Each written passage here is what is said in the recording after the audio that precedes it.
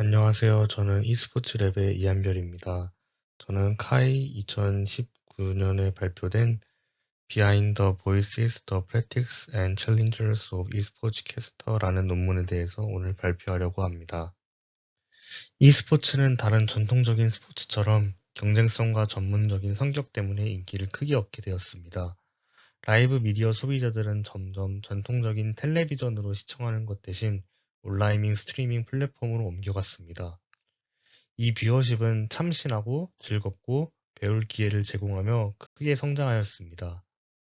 이러한 성장으로 프로 선수들뿐만 아니라 매니저, 코치, 대회 운영사, 캐스터들도 혜택을 받게 되었습니다. 그 중에서도 특히 캐스터는 생중계되는 e스포츠 매치들을 중계 및 해설하기 때문에 필수적이며 인기를 얻게 되었습니다. 캐스터나 해설자들은 관중들의 이해나 즐거움을 위해서 중계를 하게 됩니다. 월드컵이나 올림픽 같은 대회에서 우리는 캐스터나 해설자가 누구냐에 따라 채널을 바꿔본 경험이 있을 겁니다. 이처럼 캐스터들은 e스포츠 채널의 생산성의 측면에서 아주 강력한 영향을 미치게 됩니다. 그러나 저자들은 이런 캐스터나 해설자들에 대해서 그들이 얼마나 많은 연습과 노력을 하는지는 집중적으로 연구된 적이 없기 때문에 그들이 어떤 노력을 하는지 들여다보고자 합니다. 이 논문의 컨트리뷰션을 정리하자면 다음과 같습니다. 우선 e스포츠 캐스터들의 동기와 어떤 과정을 거치게 되었는지 살펴봅니다. 그리고 전통적인 스포츠에서 만연한 두 가지 스타일의 해설에 대해서 알아봅니다. 플레이 바이 플레이 커멘터는 게임의 상황을 콜하는 것이고, 컬러 커멘터는 게임의 행동의 뒤에 그것이 왜 일어났는지를 설명해 줍니다. 쉽게 생각하면 플레이 바이 플레이는 캐스터, 컬러는 해설자라고 생각하면 편할 것 같습니다. 그리고 게임 개발자들이 e스포츠 캐스터를 돕기 위해서 고려해야 하는 요소들에 대해서 얘기합니다. 선정한 게임은 도타2와 로켓리그입니다. 다양한 기류와 복잡도, 그리고 인기에 따라 게임을 선정하였습니다.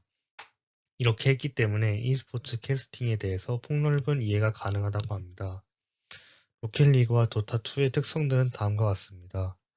로켓리그는 2대2 또는 3대3, 도타2는 5대5이고, 플레이 시간은 로켓리그는 5분, 도타2는 20분에서 60분 사이, 게임 복잡도는 로켓리그가 낮고 도타2가 높습니다.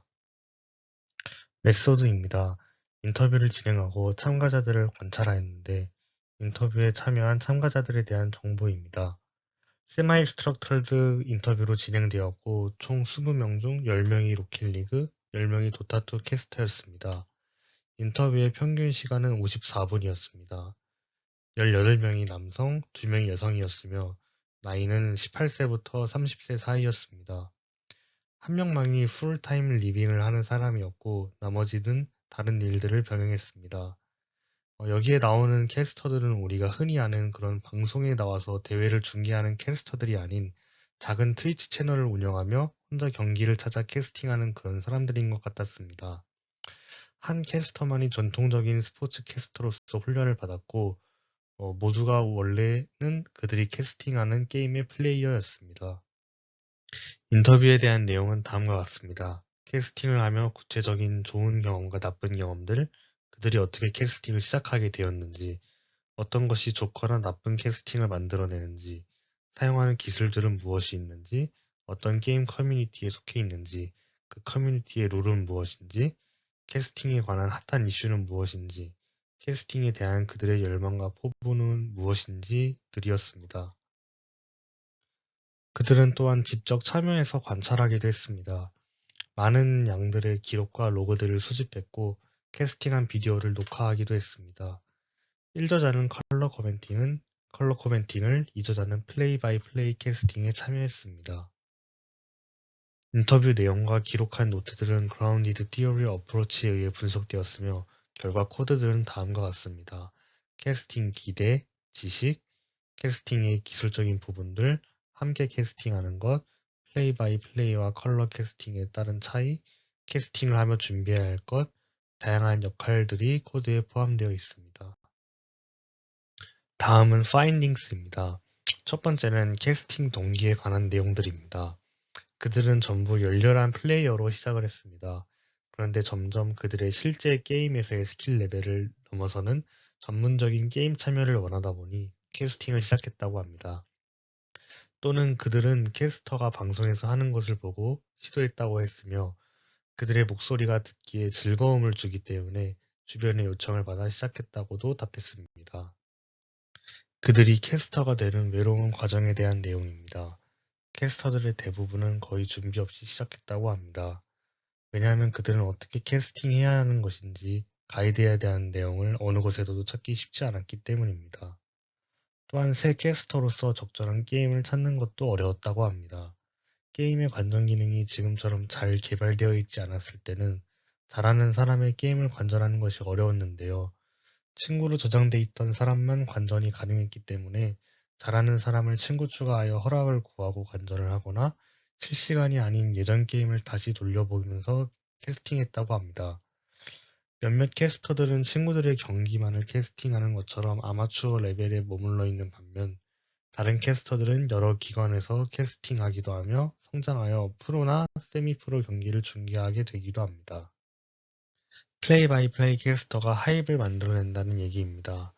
플레이 바이 플레이 캐스터는 어떠한 일이 게임에서 제일 중요한지 선택하고 그것을 관중에게 말하며 카메라 뷰를 그곳으로 옮김으로써 하입을 만들어냅니다.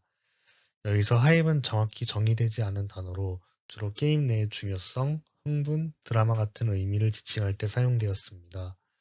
하입은 예상하지 않은 상황에 흥분하며 반응할 때, 다가올 하이텐션 모멘트를 예측할 때, 게임 플레이의 하이 액션 시퀀스를 코멘트할 때 만들어졌습니다. 논문의 하입의 예시로 나와 있는 장면과 그때의 코멘트를 가져와 봤습니다. 로켓리그에서 플레이어, 즉 차가 폭발할 때 흥분되는 코멘트를 하며 하입을 만들어내는 모습입니다.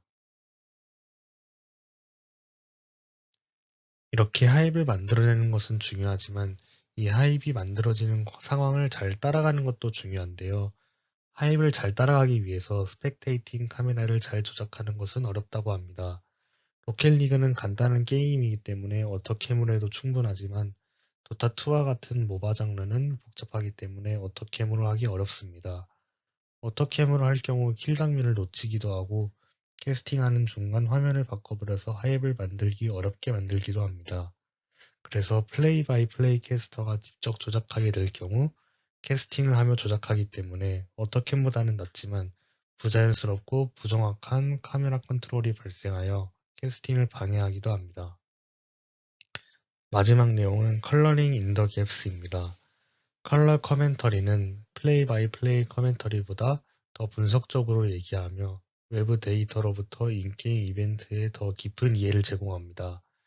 그들은 어떤 일이 발생하였을 때, 그리고 플레이어가 어떤 행동을 할 때, 어떻게, 그리고 왜 그 결과가 발생했는지 설명합니다.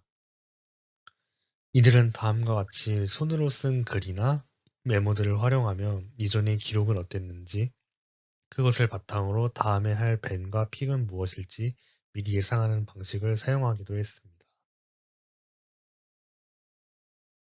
이제 디스커션입니다. 디스커션에서는 잠재적인 캐스터를 돕는 방법에 대해서 주로 다루고 있습니다. 뉴비들을 위해서 게임이 진행되기 전에 캐스터를 모은 후 게임이 진행되게 하여 쉽게 캐스팅에 참여할 수 있는 기능을 만들어야 할 필요가 있다고 합니다. 그리고 플레이 바이 플레이 캐스터를 위해서 어그멘티드 스펙테이터 모드가 필요하다고 합니다.